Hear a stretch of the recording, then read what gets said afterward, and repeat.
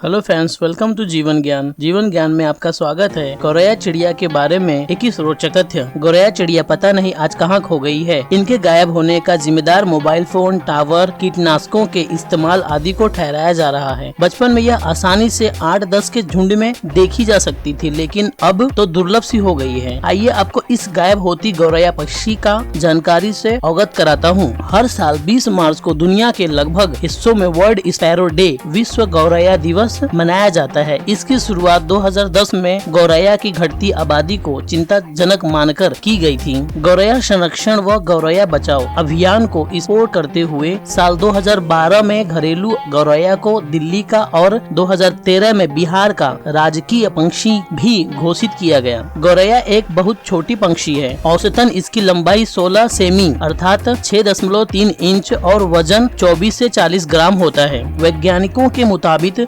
गौरैया की लगभग 43 प्रजातियां मौजूद हैं। पिछले कुछ सालों में इसकी संख्या में 60 से 80% की कमी आई है। नर और मादा गौरैया को उनके रंग के आधार पर पहचाना जा सकता है। नर गौरैया की पीठ तंबाकू रंग की और गर्दन पर काली पट्टी होती है, जबकि मादाओं की पीठ और पट्टियां दोनों भूरे रंग की होती हैं। गौरैया आमतौर पर 38 किमी प्रति घंटे की गति से उड़ते हैं, लेकिन खतरे के समय वे प्रति घंटे 50 किमी की तेज गति से भी उड़ सकते हैं। गौरैया का भोजन। गौरैया प्राकृतिक रूप से मांसाहारी होती है, लेकिन जब से ये लोगों के करीब रहने लगे हैं तो अपनी आदतों को बदल दिया है। गौरैया चिड़िया का खाना मुख्य रूप से पतंगे और अन्य छोटे कीड़े हैं, लेकिन ये बीज, जामुन और फल भी खा सकते हैं। 1950 के दशक के अंत में चीन की सरकार ने लाखों गौरैया को मारने का अभियान शुरू किया, क्योंकि गौरैया फसल खा जाया करते थे। लेकिन इस अभियान को खत्म होने की नतीजे इसके उल्टे आए, क्योंकि लाखों गौरैया को मारने के बाद चीन में फसल खाने वाले कीड़ों की संख्या में बहुत वृद्धि हो गई और इस कारण हालात अकाल जैसे हो गए। गौरैया के बहुत कम अंडों में माता पिता दोनों की डीएनए होते हैं। ज्यादातर में केवल उनके माँ का डीएनए होता है। गौरैया का घोंसला बनाने की जिम्मेदारी नर गौरैया की होती है और घोंसला बनाते समय वे मादा गौरैया को आकर्षित करने की कोशिश करते हैं। औसतन एक मादा गौरैया हर साल 3 से 5 अंडा देती है। 12 से 15 दिनों के बाद अंडा में एक गौरैया का जन्म होता है।